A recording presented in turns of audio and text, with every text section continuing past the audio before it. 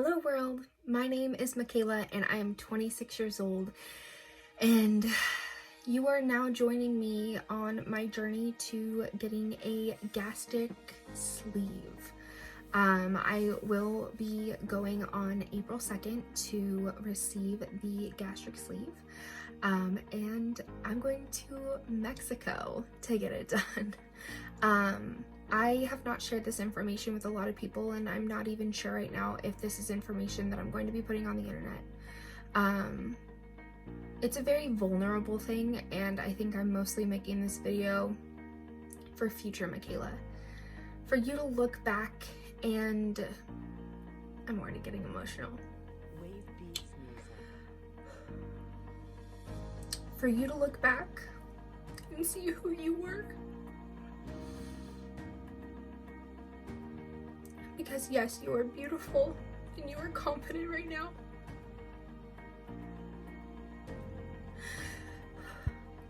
But you are making this decision and taking this journey and utilizing this tool to better your life for not only you,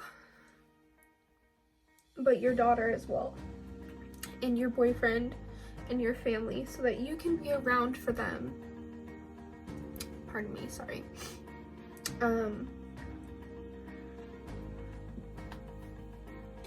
For many, many years to come. I did not think I was going to be starting this off like this. You know, it's been a long time coming that I've had these thoughts in my brain of getting a gastric sleeve, gastric bypass. It's been a long time coming for this decision. A little background on me: I am, as of right now, a cosmetology educator at a wonderful, wonderful company. I have made incredible friends. I've been doing that for about 2 years now. And you know, COVID hit. And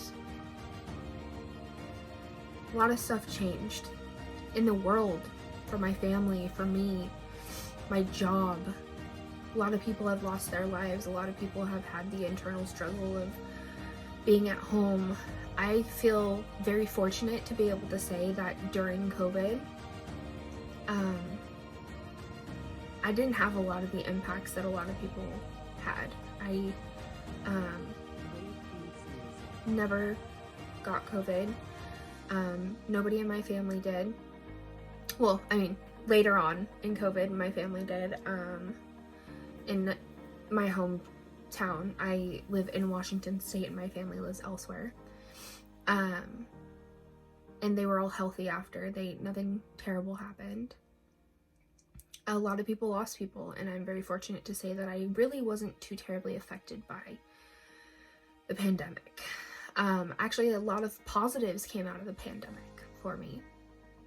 I was able to have the ability to spend time at home with my daughter, who is 5 years old right now and going to be starting kindergarten this year coming up, which is like a huge step. And you know, I don't want her to grow up seeing her mom this way. I want her to have a mom to look up to. And somebody that she can be proud of, who's also proud of themselves. I don't want you guys to think, or future Michaela to think, that you hate yourself or that I hate myself, because I don't. I think I'm a beautiful, strong, and intelligent woman. I mean, I've impacted so many people this year. I've impacted millions. Solely, like, obviously through my job. I have a very fulfilling job. I get to help people start their career paths in the beauty industry, in an industry where you get to help people be their most beautiful self. You get to help people feel better about themselves. You get to be that little ear that listens when nobody else will, you know? And I'm so fortunate to be able to say that I helped those people turn into the little therapists that we are. But in addition to that, I started TikTok this year. Well, I guess it's last year now. I started TikTok in 2020. I started in April, I believe, actually. So it'll be 1 year here, shortly after I have my surgery. And I'm not sure if I mentioned that yet, but my surgery is going to be April 2nd of 2021. And right now, today, I believe it's March 8th. So it's all happening very quickly for me.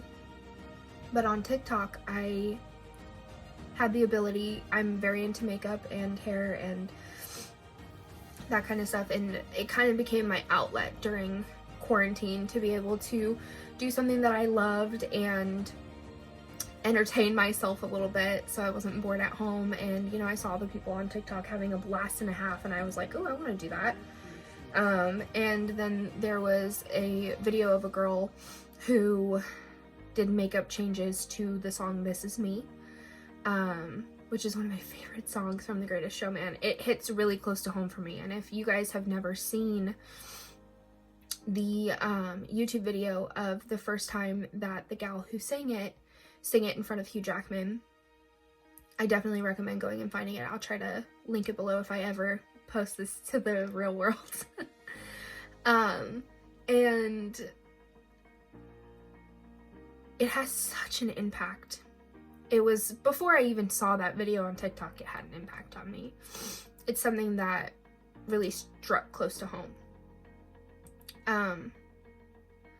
And so I made that video, and I did it in my own way about embracing me being plus size, embracing being different in the world, being a mom, a younger mom, all my different identities, right? And speaking up for people who wouldn't necessarily speak up about things. And I know the outside world looking in, it was just a video of a girl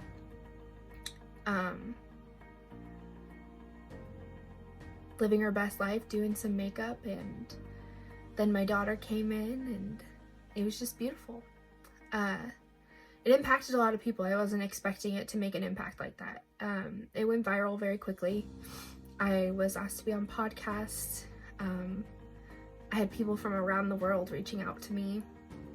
I had people from all walks of life reaching out to me. I had a woman reach out to me whose child was autistic, and it was their favorite thing to watch for months. I had a lady reach out to me who's a 3rd grade teacher who has a couple of gals in her class who are already struggling with obesity, and they had found me on TikTok, and they now share it in their class and just talk about positivity and being who you are and that you're beautiful with who you are. And so that's one internal struggle I'm having with this, because I don't think I'm this ugly person. And when I look at myself, I don't see somebody who's 300 pounds. I don't see that person.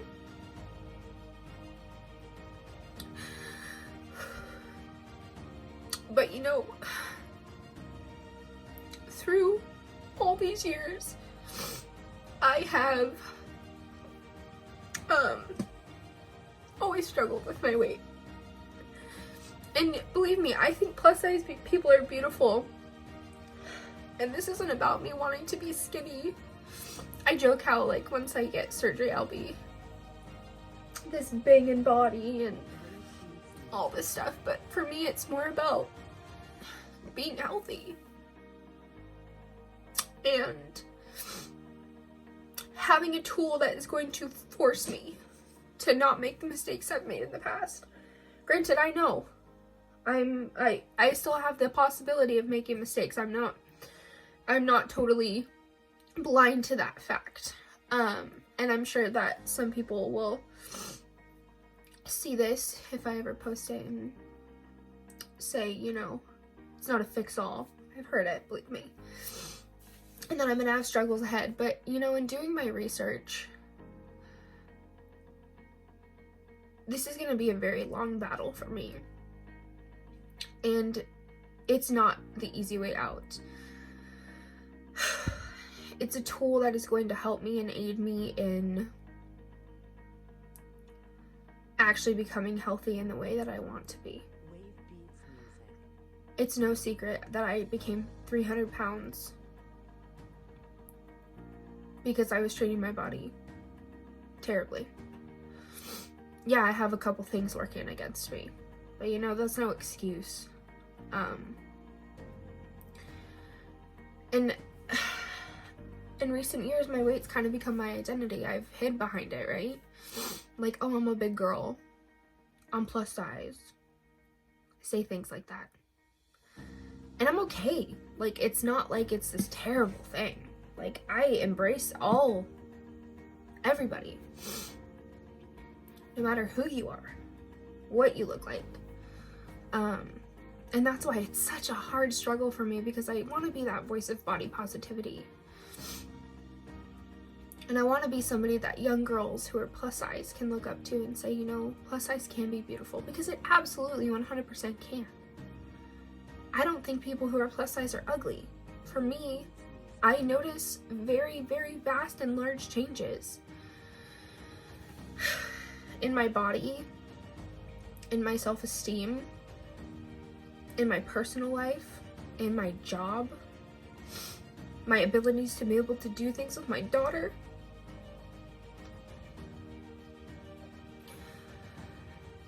And that's why I'm doing this, because I don't want my weight to be a hindrance on my life anymore. I don't want to be identifying myself and putting obstacles in my way because of my health. Because let's be honest, if I'm on the track that I'm on right now, I'll probably be dead by the time I'm 40. And that's a scary realization. You know, it was before COVID hit. I will never forget the day that I received the notification that my school was shutting down. We were all just talking about it, like, oh my gosh, there's states that are shutting down, this is crazy. And we had talked to my boss, like, what are we gonna do? And they were just like, you know, we don't know, it just depends on what the state's gonna do. And then I was getting ready for work, because I was working Saturdays at the time, and I get a text, maybe it was a call or a text, I don't know. Regardless, the school shut down. I was still expected to go to work because we needed to deep clean and sanitize. They were still having the school deep cleaned. We were gonna get like our stuff out. We knew that there was gonna be some sort of a distance education program. So for those of us who were gonna be doing that, we were grabbing the necessary items. I was not one of those educators at first.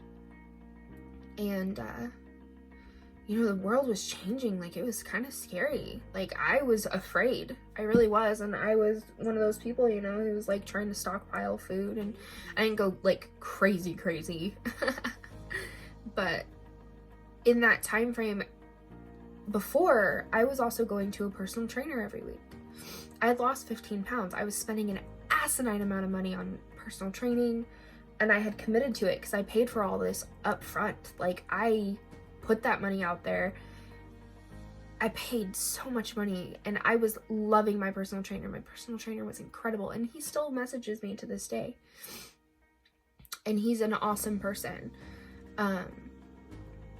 And then I very abruptly got a email from the company that I was going through. I'm not gonna put the name out there because I'm very sour about this whole situation. But they had to file for Chapter 11, and I was like, okay, well, I want my money back. And they said, well, you can just go to a different gym when everything reopens again in like 3 cities over. And I was like, no, I just want my money back. And because of that whole situation, I was gonna have to go through this whole lawsuit thing, and I lost out on like a lot of money. Like, I'm talking thousands, you guys. And so that like really put me off. And so I, you know, through quarantine, I was like, oh, I'm gonna drink my wine, and I'm gonna eat the food I want to eat. It's not gonna last very long. And here we are, literally almost exactly a year later. In a couple days it'll be a full year, because it was March 14th when my job had let us know that it was being shut down. And I just let myself do whatever the hell I wanted for that time frame. Like, and I didn't even care. And that's the problem, is I felt defeated, and I let those little nasty bugs get in my ear saying like, oh, COVID's gonna be over soon. Eat what you want right now. You don't have to work out. When everything first started, I took the government's advice and we went on walks as a family, which my daughter loved. And I was trying to still be active. And then things started to open and the gyms opened, and so since that one had shut down and I had a really sour taste in my mouth, I went to a different one. And I bought a gym membership for 2 years, like straight up front, bought a gym membership for 2 years. Went and saw a personal trainer. Work got in the way because now I'm actually teaching from home, and I'm still teaching from home. I love it. It's so fun being able to teach cosmetology from home and impact and like make an impact on like the theory of it, and then I get to let my little caterpillars grow into butterflies and go to this school with all this knowledge in their brain and then start putting that to practical use. You know, it's I love my job. It's so fulfilling. And you know, when I'm at work, I have a very physical job. Like, I wear a Apple Watch, and on average I was walking like 15,000 plus steps a day, and most of the time it was pretty fast-paced walking, and so that in and of itself was like a good amount of exercise. I wasn't just sedentary, right? Is that the word, sedentary? I don't know. I wasn't just sitting there all day. And so now it's been a year, right? And I've been sitting at home. I went back to work for 2 weeks because they needed me to substitute for somebody. And during that time, I was just like, oh my gosh, like I was so exhausted, like more exhausted than I've ever been working. And my legs hurt. The car ride that at the time was like 30 minutes because there was like no traffic since nobody's working right now. The car ride from my job to my house, my legs turned into cramping messes that just like I couldn't walk on balls of my feet. My feet felt like they were just like crunching up, and it was like, that sucks. That's a crappy feeling. Like, nobody wants to feel that way, and I knew it's because I had gained weight. So when everything happened, my lowest weight was 262.4. That I actually had weighed myself on that Friday before everything had gotten shut down. And I finally weighed myself. And I was 299 pounds. So you can do the math.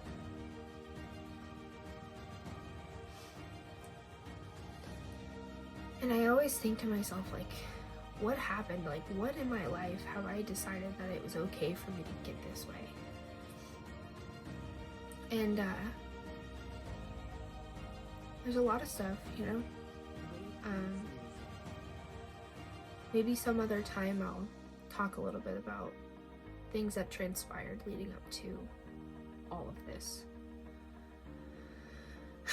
And I'm not somebody who likes to talk to people about my problems. I have had a lot of things happen in my life that people still to this day don't even know about. My parents will never know about.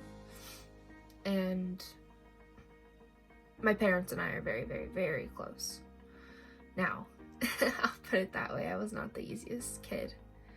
And I'm very fortunate to be able to say that I have a beautiful family now. And I have a wonderful boyfriend who knows why he's stuck with me for this long. Watching me kill myself.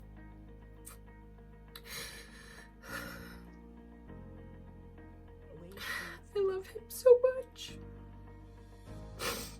And I'm so grateful for all of his support. My boyfriend's a very active person, and he, you know, he's an outdoorsy person, and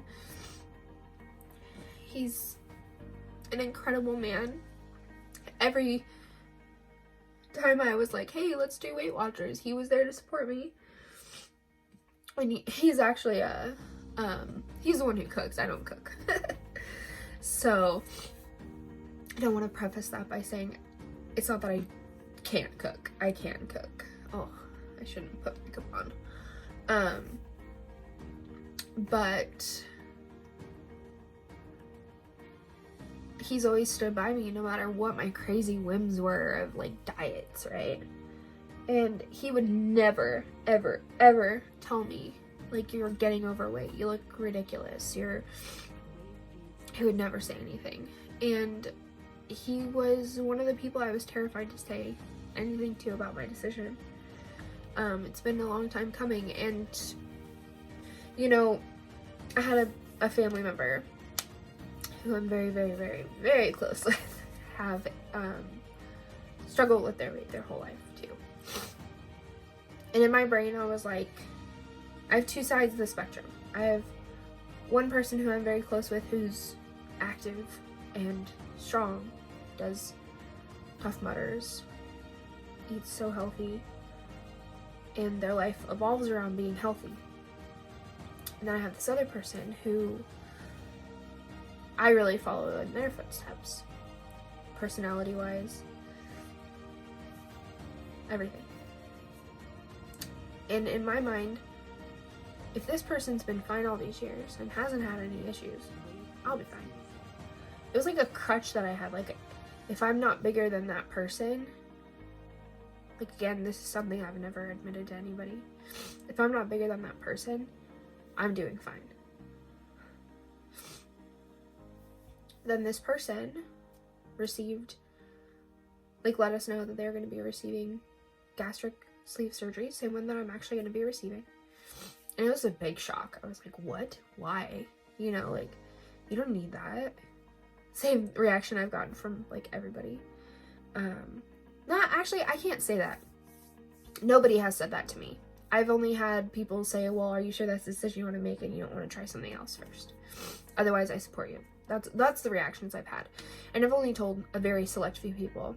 Up until this week, I had only told my best friend, my boyfriend, my mom, and my dad, up until this week. And then I finally shared it with my brother, my grandparents, my boyfriend's mom, who's a huge part of my life as well, and my boyfriend's brother, because he lives with us here as well. So it's a very vulnerable thing, you know, and I was terrified to tell my boyfriend because he supported me in all these crazy adventures, and we had a very long, heartfelt conversation about it. And I was scared to talk to him because I don't want my significant other to judge me, and it felt like defeat, you know, because I've always been somebody who's been like, oh, love who you are, love yourself, which I do love myself the way I am. I can't reiterate that enough. I just know that I need to do something, and something drastic, because the way that things are for me right now, I will lose weight and then I gain it back plus some every time. I need that reset, I guess you can look at it that way, that push, and I'm not going to let myself go. Michaela, I'm saying this to you right now. You are not going to let yourself get back to the point that you are at right now. Take a long, hard look at me. There's nothing wrong with you right now.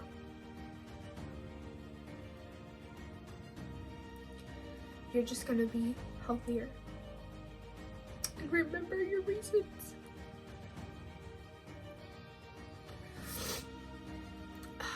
I did not want to be so emotional doing this, so I apologize. But you know, like I said, it's a vulnerable thing. And I have a huge support system. I'm so fortunate to be able to say that I have this massive support system behind me. Because not a lot of people can say that. Especially going through something like this, because everybody's got an opinion. And I haven't told a lot of people, as I said. And it's in fear of the opinions. Now, let's talk a little bit about my journey. So I started researching a couple months ago. 2 months ago now. And I know this is gonna sound crazy, like, oh my gosh, people have to go a year before they're able to have a surgery and stuff like that, and believe me, I know. The person who I was close to had to go through the traditional way, but again, I've been talking for 25 minutes and I'm not even sure if I've said this yet, but I'm going to be having my surgery in Mexico.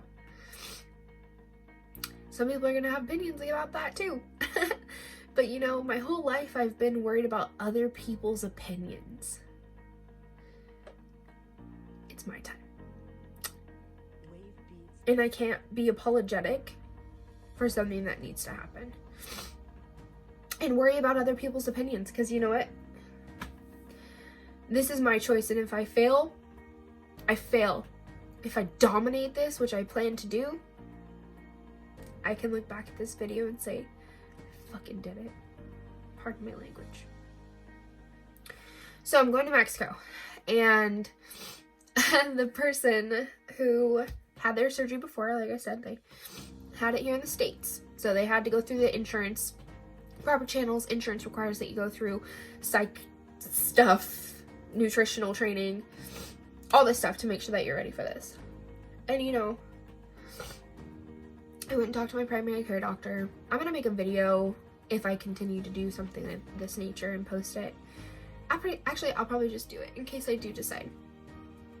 But I'll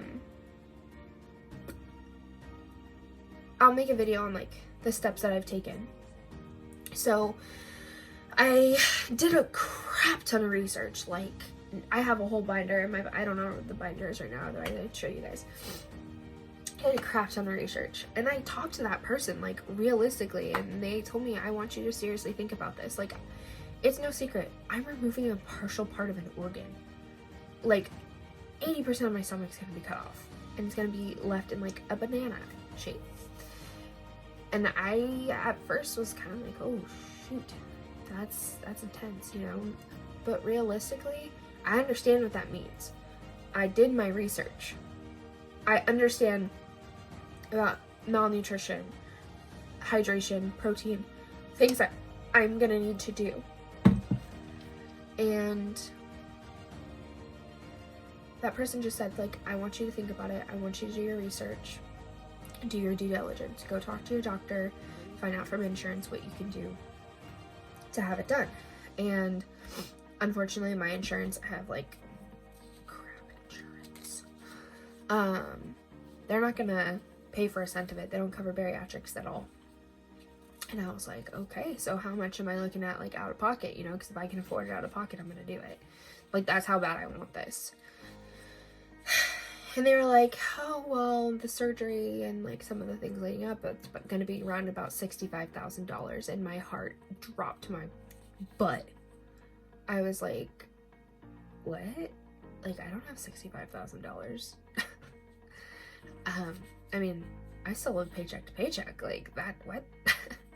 So, I already had heard about going to Mexico to have a surgery like this, and I had heard of a couple places, and I looked into them, and I was kind of like, oh my gosh, and I found this girl, the Chic Savvy Belle, I believe her name is, on YouTube, because I watched a lot of YouTube. I read a lot of journals of, like, bariatric journals, medical journals. I have pages and pages printed and highlighted.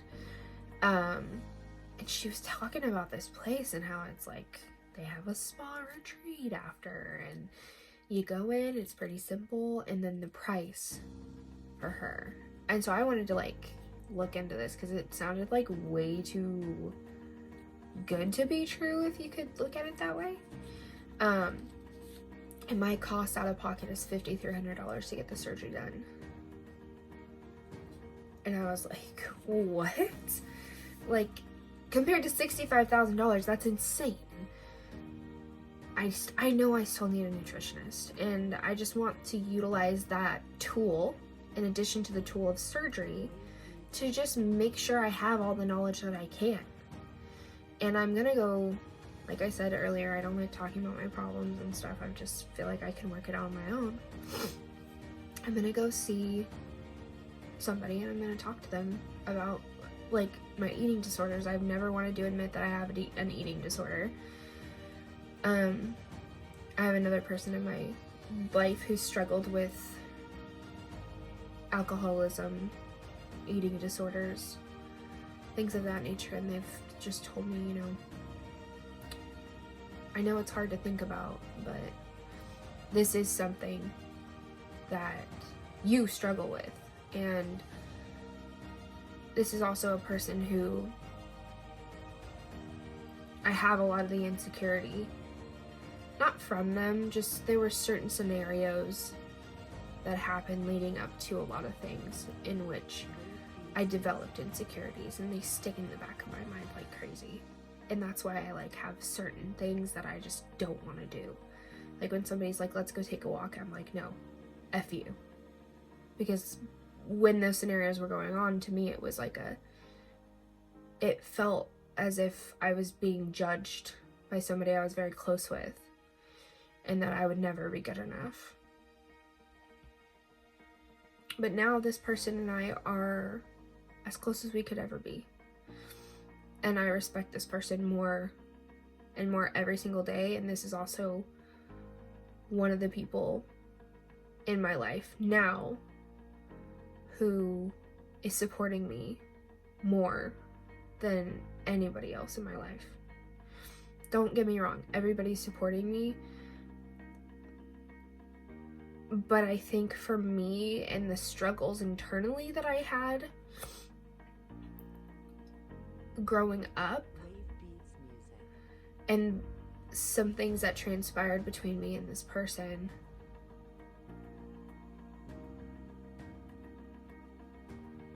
is a lot of why I have the feelings about weight that I do. And this person knows that. And I was very upfront and told them that I was going to be including it in this video. But it's not their fault. I did this to myself, and it's something that I have to talk about and I have to work through.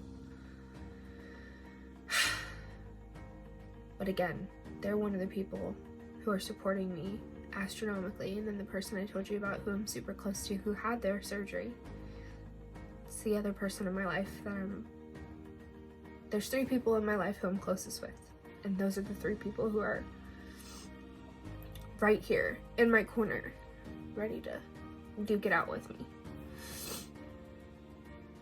So I'm so fortunate, and I'm so lucky to have a family that supports me 110%. My family's literally giving me the skin off their back to make this happen for me. And I think that's one of the things that I'm so lucky to say. Is, you guys, I am the product of teenage parents. My parents were always, you know, there's always that stigma of kids who have teenage parents, and I freaking triumphed. My parents made it so that I could triumph. This is just another hurdle that I have to get over, that I'm gonna triumph over again. And if it weren't for the scenarios that happened when I was younger, I wouldn't be as strong as I am today. But I need to get out of my own way now, and it's my time to take control of my life. And it's just my time. And I'm not gonna apologize for that. It's my time. It is my time. And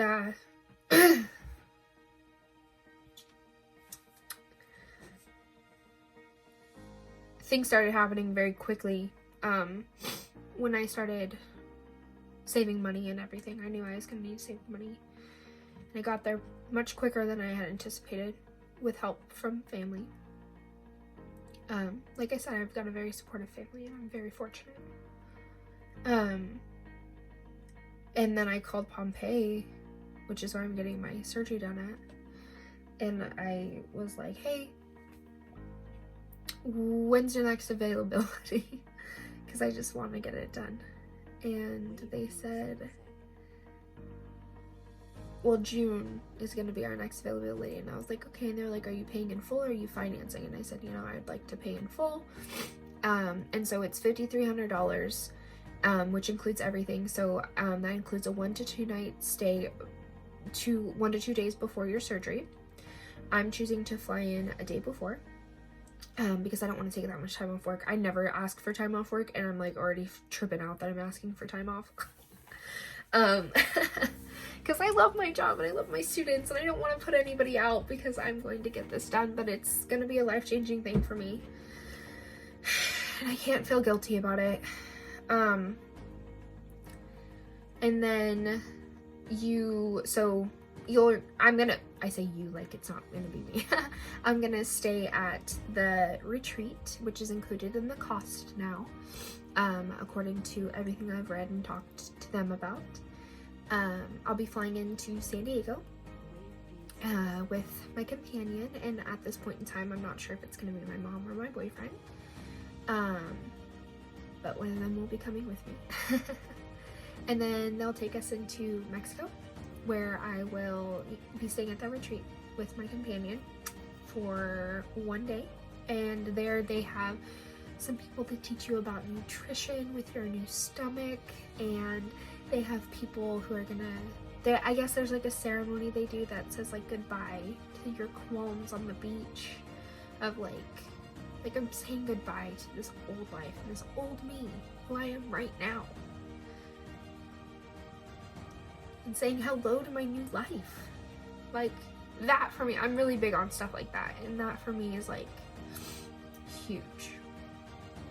Then I go into my surgery on April 2nd, so I'll go to the surgical center, and then the surgery will take about 45 minutes. I'll be out of the room for about 2 hours, is from my understanding. I've never been put under anesthesia before, so a little nervous about that. So I'll let you know how that goes. But then they'll bring me back to my room, and I will recover there for a day and a half. So I mean, like, I'll be there for 2 days essentially, and then I'll go back to the retreat, and then I will be at the retreat for another day, and then I go home. I'm gonna fly back home, and then that's when my journey begins. So I've done a lot of prep. I'm getting ready to do my pre-op diet soon, which I think is going to be a really good and positive thing, because, you know, there are a lot of things I had to do to lead up to this. I went and saw my primary care doctor and made sure that she was okay with taking care of me still after, like, I got this done. I'm getting blood work done this week. It started becoming like a far-fetched dream, so I kind of had put that off because I didn't want to do it now and then have to get it redone closer to surgery. So I'm going to be doing that this week because, like I said, things happen very quickly. And then I'm going to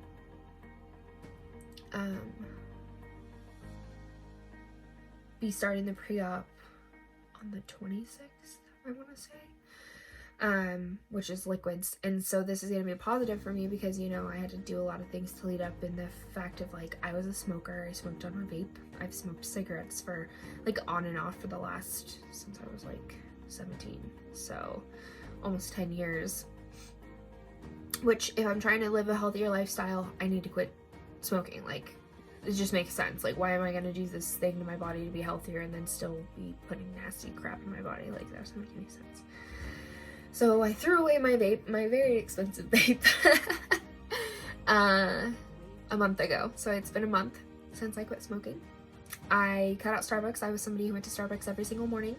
I got a venti triple white chocolate peppermint mocha, which I'm sure has like 20,000 calories in it. I've never even looked. And then I would get either a chonga bagel or a breakfast sandwich of some sort. Sometimes I would get the Swid V bites or whatever, those little egg bite things, because I was like, oh, I'm trying to be healthy. The things you try to say to convince yourself. Then I would always like eat out and all that kind of stuff. I'm not gonna lie, I've had some fast food a couple of times, and today actually I'm gonna be going to on a long drive, so I will be definitely stopping to get something to eat, but I'm gonna try to make like a cognizant decision of what I will be eating. This is just Premier Protein with some coffee, because instead of Starbucks, since I quit doing Starbucks a month ago, this is what I do instead. I put it in a Starbucks cup. I'm obsessed with these little suckers. They're the venti size. They're perfect. I do 8 ounces of espresso from my Keurig, and then or if I just have regular coffee, I'll put that in there too. And a protein drink. That's perfect, right? And I'm obsessed with coffee anyways. So part of this pre-op diet is I can't have coffee, so I'm trying to wean myself off of that. I can have decaf, but you know, I'm going to be following this to a T. I'm not going to deviate because it's not worth it to me. If I'm going to be spending this money and going to do this, like, why would I deviate from this? There's no point. There's no point. So, yeah, so this is like cool drink that I can even do with, like, if I'm really missing coffee, I'll do some decaf and I'll do my Premier Protein, because you can have Premier Proteins.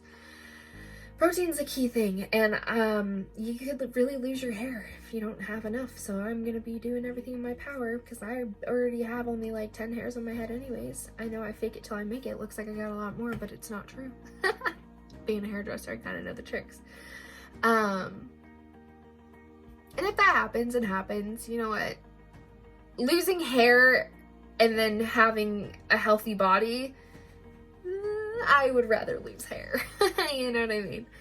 So, I look crazy right now. I'm so sorry. That looks... The pre-op diet is also going to help me wean off sugar, because everything has to be sugar-free, so that's going to be amazing. And then when I get my surgery done, it's going to be a while before I can start integrating the sugar again. So that'll be good, and I'll be weaned off carbs. So I'm not looking at it as like, I can't have these things. No, I'm looking at it as like, I'm kickstarting my new life. Like, and I get to, it's gonna be a positive. Why make it a negative when it could be a positive? Like, why look into it as a negative or derogatory thing? Like, okay, I'm not a Jell-O person, but guess what? Sugar-free Jell-O, people say that they live by that stuff on their pre-op, and you know what? I'm gonna give it a try. Your girl's gonna try it. It's a texture thing for me. It's, you know, but I'm gonna try it. And I'm just excited for my new life. And I know it's gonna be hard. It's gonna be the toughest mental battle of my entire life, but I'm a strong person. I have gone through a lot more crap than this, and I'm not trying to belittle the seriousness of this at all. But again, I want to be positive, and I know all the risks, and I know things to look out for, and I know things like, if I don't do this the proper way, like, this could happen. I know that I could fall into malnutrition, but I'm gonna do everything in my power to make sure that that does not happen. I've got a little girl who I'm gonna be there, damn it, for my grandkids someday. I'm gonna be there when she walks down the aisle.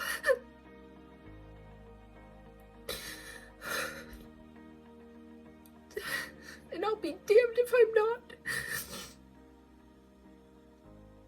So, this is happening, and I'm going to take it on, and I'm going to be successful. It's not going to be easy. Everybody thinks it's the easy way out. Well, you know what? Keep that opinion. Because for you it might be. For me it's not. And I'm going to be doing my best. And I freaking got this. And I have a support system that's gonna help me. Hey, and you know what? Maybe I'll turn this into a little TikTok too. Like my other one. I made such a big impact on people with my last one. So maybe the ones who follow me will follow me on my VSG journey as well. If not, that's cool too. It's not about them.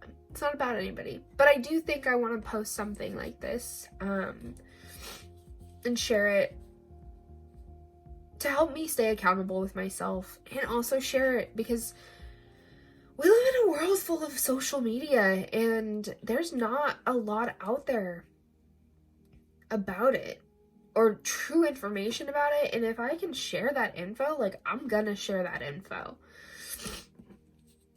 Because, you know, I also feel like it's not talked about, like, younger generations doing something like this. I'm to the point right now where even my doctor said, like, losing that weight, I don't know. It's just, this is the journey that I'm going to be taking. And I want it to be known that even in your 20s, if you're struggling with this, it's not the end of the world. It's not something that's unrealistic. Because look at me. I'm here and I'm going to do it. And you can do it too if that's what you want. But if it's not something that you feel like you can, and you want to talk to somebody, okay, talk to me.